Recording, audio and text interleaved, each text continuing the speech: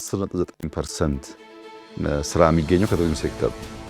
10% ስራ ከቱሪዝም ብቻ አገኘን ማለት ሌላ 10% ከሌሎች ሴክተሮች ካገኘን ሲሰናሰል በስራ እድል ዘርፍ ያለውን እጥረት እና ፍላጎት ሊያሟላ ይችላል ማለት ነው። የብሔራዊ ኤሌክትሪፊኬሽን ፕሮግራም ዓላማ የኤሌክትሪክ ተደራሽነትን በአገራችን ሙሉ በሙሉ ማዳረስ ነው አልቲሜት ኦብጀክቲቭ። ኢራንና የኳታር መንግስታት ከፍተኛ ተወካዮች ዛሬ በይፋ ውይይት እንደሚያደርጉ ይጠበቃል። የወሳኝ ውይይት በተለይም አሜሪካ ከላከቻቸው ልዩ መልእክተኞችና በጉዳዩ ላይ ከሚሳተፉ ሌሎች አደራዳሪዎች ጋር ከተደረገው ስብሰባ በኋላ የሚከናወን መሆኑ ልዩ ትኩረት እንዲሰጠው አድርጎታል።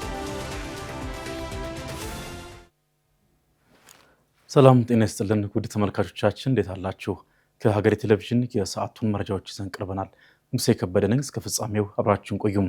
በቀዳሚነት በተመለከትነው ርዕሰ ጉዳይ ስናልፍ ባለፉት ጥቂት ዓመታት በመንግስት ደረጃ ለቱሪዝም ዘርፍ ከፍተኛ ትኩረት የተሰጠው ከዘርፉ የሚገኘውን ኢኮኖሚያዊ ጠቃሚነት ለማሳደግ በማለም መሆኑን ጠቅላይ ሚኒስትር አብይ አህመድ ገልጸዋል።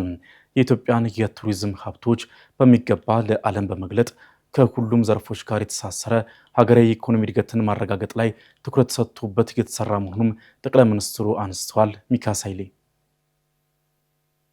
የቱሪዝም ዘርፍ እንደ ሀገር በርካታ የሆኑ ጸጋዎችን ለዓለም ለማስተዋወቅ እድል ይዞ የመጣ ቢሆንም ለዘመናት ትኩረት ማዕከል ሳይሆን ቆይተዋል። በተለይም የመዳረሻ ስፍራዎች በማልማትና ዜጎችን ወደ ዘርፉ ማሰማራት የስራ ዕድል መፍጠር ላይ ክፍተቶች ይስተዋሉ እንደነበር ጠቅላይ ሚኒስትር አብይ አህመድ በቱሪዝም ዘርፍ ባደረጉት ቃለ መጠይቅ ገልጸዋል። ኢትዮጵያ የምጣኔ ሀብት እንቅስቃሴውን ለመደገፍ ትኩረት ካደረገችባቸው ዘርፎች መካከል የቱሪዝም ዘርፍ አንዱ በመሆኑ የስራ ዕድል ፈጠራ ላይ ትልቅ ድርሻ እየያዘ ስለመምጣቱም ያብራራሉ። በአመት 10.9% ስራ የሚገኘው ከቱሪዝም ሴክተር ነው።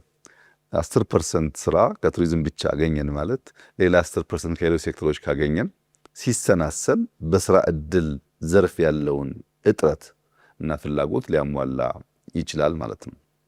ከዚያ በተጨማሪ ሌሎች ዘርፎች ላይ የሚፈጥረው ኢምፓክት ነው። ቅድም እንዳነሳሁት ኢንዱስትሪ አንዱ ፒላር ነው። የኢንዱስትሪ ምርቶች ገበያ ይፈልጋሉ። ቱሪስት ወደ ሀገር ውስጥ የሚፈስ ከሆነ እነዚያን ምርቶች የሚበላውንም የሚለበሰውንም ቅርጻ ቅርጹንም ሸምቶ ሊሄድ ይችላል። የኢንዱስትሪ ምርት በቀጥታ ገበያ ያገኛል ማለት ነው። ጠቅላይ ሚኒስትሩ አክለውም የቱሪዝም ዘርፍ ትኩረት እንዲሰጥበት የተፈለገበት ተጨማሪ ዓላማም ሲያብራሩ ኢትዮጵያ ከዚህ በፊት ለዓለም የምትገለጽበት የነበረው መልካም ያልሆነ ታሪክ መቀየር ዋነኛው መሆኑን ገልጸዋል። በተለይም የረሃብ ምልክት ተደርጋ ለዓለም የተሰራችበትን መነጽር ለመቀየር ያለመ ስለመሆኑም ገልጸዋል። ከዚህ ዘርፍ 12.6 ትሪሊየን ጥቂት ገንዘብ መሻማት ብንችል፣ ሰዎች ስራ ማስያዝ ብንችል፣ ለኢንቨስትመንት መስህብ የሆኑ ብንፈጥር፣ አይሰማም አይበለጽግም የሚለውን አሰርሽን የሚለውን ናሬሽን ለማስረጽ እንዲመቻቸው ነው። የኢትዮጵያ ውድቀት አጉልቶ የሚናገሩበት ዋናው ምክንያት ከገዛናቸው ያልገዛናት በከፋ ሁኔታ ላይ ነች እና መገዛትን ተቀበሉ የሚል እሳቤ ያላቸው በጣም ቾቪኒስት የሆነ አስተሳሰብ ያላቸው ሰዎችም ጭምር አስበው የሰሩበት ነው። ያንን ስሟን ለመቀየር ብትናገር ሰው አይሰማም። መጥቶ ሲያይ ግን የሚቀየር የሚማረው ነገር አለ። ፖለቲካዊ ጥቅምም ደግሞ እንዲሁ አለው። ብሔራዊ ትምህርቶችን ለማብዛት አንዱ ጋር ያለውን ጥሩ ነገር ሌላኛው አይቶ እንዲወድ፣ እንዲያደንቅ፣ እንዲማር ለማድረግ ጠቅላይ ሚኒስትር አብይ አህመድ በሐይቅ ላይ የተገነባው የሚሽከረከር ሬስቶራንት ያካተተ ግዙፍ የአርባ ምንጭ ፕሮጀክት በቅርቡ እንደሚመረቅ የገለጹ ሲሆን ይህ ፕሮጀክት መንግስት ከዚህ ቀደም ከሰራቸው ስራዎች የተማረባቸውና ያሻሻላቸው ጥበባዊ ልምዶች በሙሉ ያካተተ መሆኑን ጠቁመዋል። የኢትዮጵያ ውሃና ኢነርጂ ሚኒስቴር የኤሌክትሪክ ተደራሽነትን ወደ 100% ለማድረስ የሚያስችል ፍኖተ ካርታ ማዘጋጀቱን ገልጿል። ፍኖተ ካርታው እንደ አውሮፓውያን አቆጣጠር እስከ 2035 ይተገበራል ያለው ሚኒስቴሩ ዋና ዓላማውም የኤሌክትሪክ አገልግሎት ያላገኙ የሀገሪቱን ክፍሎች ተደራሽ ማድረግ ነው ብሏል። ምረት ደግፍ አዘጋጅተዋለች፣ እንደሚከተል ይቀርባል። ኢትዮጵያ በቀጣዮቹ 10 ዓመታት ውስጥ የኤሌክትሪክ ተደራሽነቷን 100% ለማድረስ እየሰራች እንደምትገኝ የውሃና ኢነርጂ ሚኒስቴር ገልጿል። ሚኒስቴሩ ይህንን እውን ለማድረግም ብሔራዊ የኤሌክትሪፊኬሽን ፕሮግራም ፍኖተ ካርታ ማዘጋጀቱን ገልጿል። ፍኖተ ካርታው የኢትዮጵያን የኢነርጂ ዘርፍ ለማሳደግ ታቅዶ ተዘጋጅቷል ያሉት በሚኒስቴሩ የኤሌክትሪፊኬሽንና ኢነርጂ መረጃ ዋና ስራ አስፈጻሚ አቶ መስፍን ዳቢ ዓላማው በአገሪቱ ኤሌክትሪክ ተደራሽነትን 100% ማዳረስ ነው ብለዋል። እንግዲህ የብሔራዊ ኤሌክትሪፊኬሽን ፕሮግራም 3.0 ነው የሚባለው እንግዲህ ሶስተኛው ቨርዥን ማለት ነው። እንግዲህ አላማ የብሔራዊ ኤሌክትሪፊኬሽን ፕሮግራም አላማ የኤሌክትሪክ ተደራሽነትን በአገራችን ሙሉ በሙሉ ማዳረስ ነው። አልቲሜት ኦብጀክቲቭ የቴክኖሎጂ አማራጮችን ይፈትሻል። የት አካባቢ መቼ የሚሉ ነገሮችን የሚፈትሽ የሚያሳይ ስትራቴጂ ነው ማለት ነው። በአሁኑ ወቅትም በአገሪቱ ያለው የኤሌክትሪክ ተደራሽነት ከ63 እስከ 65 በመቶ መድረሱንም ስራ አስፈጻሚው አክለው ጠቁሟል። አዲሱ ፍኖተ ካርታ ከቀደሙት ፍኖተ ካርታዎች የተገኙ ለውጦችን በማስቀጠልና የነበሩበትን ችግሮች በመቅረፍ የሚተገበር መሆኑ ተገልጿል። የፍኖተ ካርታው ትግበራው ሲጀመር በተለይም በገጠራማ የአገሪቱ ክፍሎች ባሉና ኤሌክትሪክ አቅርቦት ባላገኙ አካባቢዎች ላይ ትኩረት ተደርጎ የሚሰራበት ነው ተብሏል። አሁን ያለን የኤሌክትሪክ ተደራሽነት ወደ 63-65% አካባቢ ይሆናል። አሁን ከዚህ ተነስተን አስተማማኝ እና ንጹህ የኤሌክትሪክ ተደራሽነት 100% ለማዳረስ ምን ያህል ኮስት ያደርገናል፣ በምን አይነት ቴክኖሎጂ፣ ምን አይነት ደግሞ ተቋማዊ አደረጃጀት ቢኖርን ነው የተሻለ ስራ ልንሰራ የምንችለው የሚለውን ነገር በዝርዝር የያዘ የስትራቴጂ ዶክመንት ነው ማለት ነው። እስከ 2035 እንደ አውሮፓውያን አቆጣጠር በ10 ዓመት ውስጥ ሙሉ በሙሉ የኤሌክትሪክ ተደራሽነትን ለማረጋገጥ ምን ነገሮች መሰራት አለባቸው፣ ምን አይነት የፋይናንሲንግ አሬንጅመንት መኖር አለበት፣ ምን አይነት ተቋማዊ አደረጃጀት መኖር አለበት፣ የትኞቹን ቴክኖሎጂዎች የት ቦታ መጠቀም አለብን የሚለውን ነገር በዝርዝር የያዘ ስትራቴጂ ነው ማለት ነው። የፍኖተ ካርታው ተግባራዊነት የዜጎችን ሕይወት በመቀየር ረገድ ትልቅ ሚና እንደሚጫወትም ጠቁሟል። ፍኖተ ካርታው እንደ አውሮፓውያን አቆጣጠር እስከ 2035 እንደሚተገበር የተገለጸ ሲሆን አጠቃላይ ወጪው ከ18 ቢሊዮን ዶላር በላይ እንደሚሆንም ሚኒስቴሩ አመላክቷል። ሚኒስቴሩ ከዘርፉ ባለድርሻዎች ጋር ውይይት ያካሄደ ሲሆን ባለድርሻዎቹም በፍኖተ ካርታው ትግበራ ላይ የራሳቸውን አስተዋጽኦ እንደሚያደርጉም ተገልጿል። የኢራንና የኳታር መንግስታት ከፍተኛ ተወካዮች ቴህራን ከአሜሪካ ጋር የደረሰችውን ስምምነት በተግባር ማዋል በሚቻልበት የአፈጻጸም ሂደትና በአሜሪካ ማዕቀብ የታገዱ የኢራን ሀብቶችን ማስለቀቅ በሚቻልበት ሁኔታ ላይ ዛሬ በይፋ ውይይት ያደርጋሉ። ምንም እንኳን በኢራንና በአሜሪካ መካከል ቀጥተኛ የከፍተኛ ባለስልጣናት ግንኙነት ባይኖርም በኳታር አደራዳሪነት የቴክኒክ ውይይቶች መቀጠላቸው ተገልጿል። ኃይለ ገብርኤል ታደሰ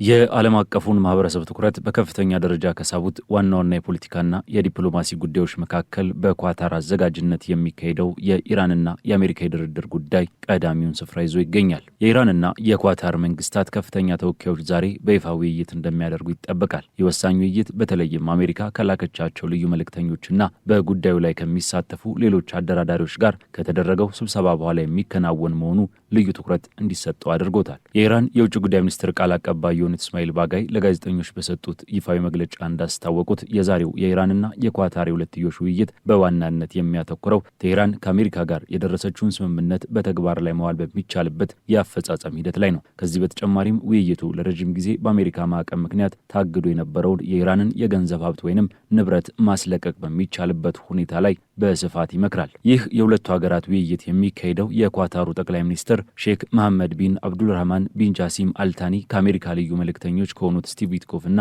የፕሬዝዳንት ዶናልድ ትራምፕ አማች ከሆኑት ጃሬድ ኩሽነር ጋር ከተወያዩ በኋላ ነው። የኳታር የውጭ ጉዳይ ሚኒስቴር ማክሰኞ ዕለት ባወጣው መግለጫ በዊትኮፍ በኩሽነር እና በኳታር አደራዳሪዎች መካከል የተደረገው ይህ ወሳኝ ስብሰባ በአሜሪካና በኢራን መካከል ያለውን የድርድር ሂደት የደረሰበትን የቅርብ ጊዜ ሁኔታ በጥልቀት የገመገመ ነበር። ይህ ግምገማ የተካሄደው ሁለቱ ወገኖች አስቀድመው በተፈራረሙት የመግባቢያ ሰነድ ማዕቀፍ ውስጥ ሆኖ ነው። ከዚህም ባሻገር በስብሰባው በቀጠናው ውስጥ ዘላቂ ሰላምና መረጋጋትን ለማምጣት በሚደረገው ጥረት ላይ ውይይት መደረጉም ተነግሯል። በተለይም ችግሮችን በኃይል ከመፍታት ይልቅ በውይይት እንዲሁም በዲፕሎማሲያዊ መንገዶች ማጠናከርና መፍታት በሚቻልባቸው ጥረቶች ላይ ልዩ ትኩረት አድርጎ መምከሩን ሚኒስቴሩ ገልጿል። ይኸውም ስብሰባ በሊባኖስ ያለው የተኩስ አቁም ስምምነት ሁኔታ መዳሰሱም ተገልጿል። ሚኒስቴሩ አክለውም ይህንን በቅርብ የተደረሰውን የተኩስ አቁም ስምምነት ማረጋጋትና የሊባኖስን አንድነት ሉዓላዊነትና ቀጣይነት ያለው መረጋጋት መጠበቅ እጅግ አስፈላጊ መሆኑ በስብሰባው ላይ በጽኑ ተሰምሮበታል። ኳታር በበኩሏ በኢራንና በአሜሪካ መካከል የሚደረጉ የቴክኒክ ደረጃ ውይይቶች አሁንም እንደቀጠሉ መሆናቸውን አረጋግጣለች። ሆኖም ግን በአሁኑ ወቅት በሁለቱ ሀገራት ከፍተኛ ባለስልጣናት መካከል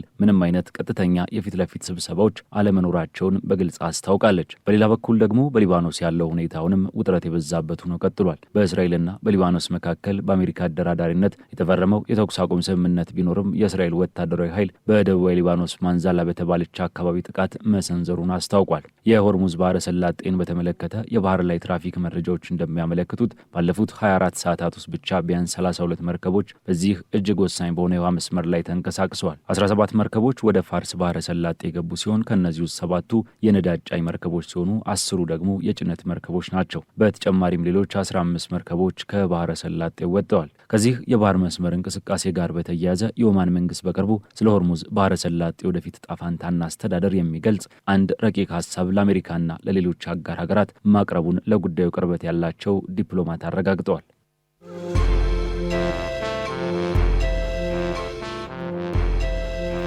በተከታይነት ወደ አጫጭር መረጃዎቻችን አለፍን። የዱባይ ኩባንያዎች በኢትዮጵያ የፋይናንስ ዘርፍ ለመሰማራት ዝግጅት መጀመራቸው ተገለጸ። በተባበሩት አረብ ኤምሬቶች የኢትዮጵያ አምባሳደር ዶክተር ጀማል በከር ከዱባይ ንግድና ኢንዱስትሪ ምክር ቤት ዋና ስራ አስፈጻሚ መሐመድ አሊ ሉታ ጋር በጉዳዩ ላይ ተወያይተዋል። በውይይቱም የዱባይ ኩባንያዎች ኢትዮጵያ እየተገበረች ባለው ሰፊ የማክሮ ኢኮኖሚ ሪፎርም መደነቃቸውን የገለጹት ስራ አስፈጻሚው በተለይም አሁን ለውጭ ኢንቨስተሮች ክፍት በሆነው የባንክና ፋይናንስ ዘርፍ ለመሰማራት ዝግጅት መጀመራቸውን አስታውቀዋል። አምባሳደር ጀማል በበኩላቸው የኢትዮጵያ መንግስት ለዱባይ ባለሀብቶች በፋይናንስ፣ በግብርና፣ በታዳሽ ኃይልና እንዲሁም ቴክኖሎጂ ዘርፎች አስፈላጊውን ሁሉ ድጋፍ ለማድረግ ዝግጁ መሆኑን አረጋግጠዋል። ይህ የኢንቨስትመንት ፍላጎት በሁለቱ ሀገራት መካከል ያለውን የኢኮኖሚ ትስስር ወደ ላቀ ደረጃ የሚያሸጋግረው ሆኗል ማለታቸውን የኢትዮጵያ ኤምባሲ በአቡዳቢ በማህበራዊ ትስስር ገጹ ላይ አስፍሯል።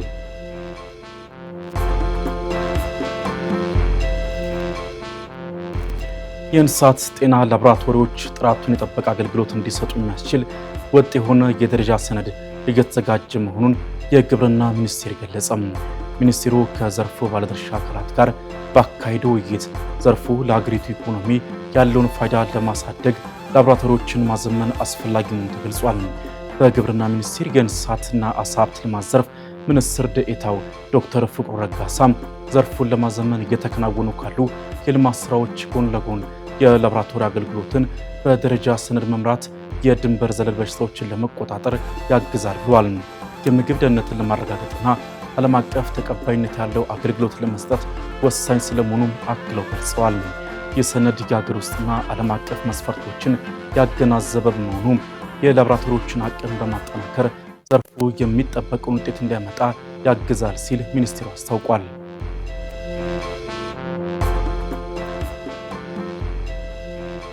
ኤችአይቪ ኤድስን ለመከላከልና ለመቆጣጠር የበሽታውን ቫይራል ሎድና የጨቅላ ህጻናት ምርመራ ፕሮግራሞችን ማጠናከር ያስፈልጋል ሲል ጤና ሚኒስቴር ገለጸ። ሚኒስቴሩ ሀገር አቀፍ የኤችአይቪ ቫይራል ሎድና የጨቅላ ህጻናት የኤችአይቪ ምርመራ የአፈጻጸም ግምገማ መድረክ ያካሄደ ሲሆን የኤችአይቪ ቫይራል ሎድና የጨቅላ ህጻናት የኤችአይቪ ምርመራ ፕሮግራሞች የኤችአይቪ ሕክምና ውጤታማነትን ለማሻሻል ቁልፍ መሆናቸው በመድረኩ ተመላክቷል። የኢትዮጵያ ህብረተሰብ ጤና ኢንስቲትዩት በበኩሉ የላቦራቶሪ አገልግሎቶችን ጥራትና ተደራሽነት ለማሻሻል የሰው ኃይልን መሳሪያና ግብዓትን በማጠናከር እየሰራ መሆኑ ተገልጿል። የኤችአይቪ ቫይራል ሎድና የጨቅላ ህጻናት ምርመራ ተደራሽነት የውጤት ፍጥነትና የህክምና ክትትል ላይ የተገኙ ስኬቶችና በናሙና መጓጓዣ፣ በላቦራቶሪ ግብዓት፣ በመረጃ ጥራትና በውጤት አስተዳደር ላይ ያሉ ክፍተቶች ተለይተው ውይይት ተደርጎባቸዋል።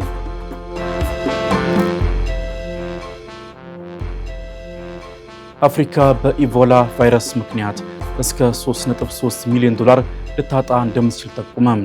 የተባበሩት መንግስታት ድርጅት አፍሪካ በኢቦላ ቫይረስ ወረርሽኝ ምክንያትም ከ3.6 ቢሊዮን ዶላር በላይ ኪሳራ ሊገጥማት እንደሚችል አስጠንቅቋል። ተቋሙ ባወጣው መግለጫ መሰረት በኮንጎ የጀመረው ወረርሽኝ ወደ ሩዋንዳና አንጎላ በመስፋፋቱ ሀገሪቱን ከባድ ኪሳራ ውስጥ ሊከታት እንደሚችል አመላክቷል። መግለጫው አክሎም በኢራን በተፈጠረው ጦርነትና በወረርሽኙ ሳቢያ 328,000 የሚሆኑ የሥራ ዕድሎችን ስጋት ላይ ሊጥል ይችላል ሲልም አክሎ ጠቁሟል። የተባበሩት መንግስታት የልማት ድርጅት የኮንጎ ተወካይ በበኩላቸው ሀገራት በሽታውን ለመቆጣጠር የተለያዩ ቁሳቁሶችን ማቅረብ ከቻሉ ወረርሽኙን መቆጣጠር እንደሚቻል ማመላከታቸውን ሮይተርስ በዘገባው አስፍሯል። ተወካዩ የተቀናጀ የመከላከል ስራ ወሳኝ ነው ያሉ ሲሆን ይህ ካልሆነ ግን የወረርሽኙ ተጽዕኖ ለረጅም ጊዜ የአፍሪካን የኢኮኖሚ እድገት ወደ ኋላ ሊጎተው ይችላል ሲሉ አስጠንቅቀዋል።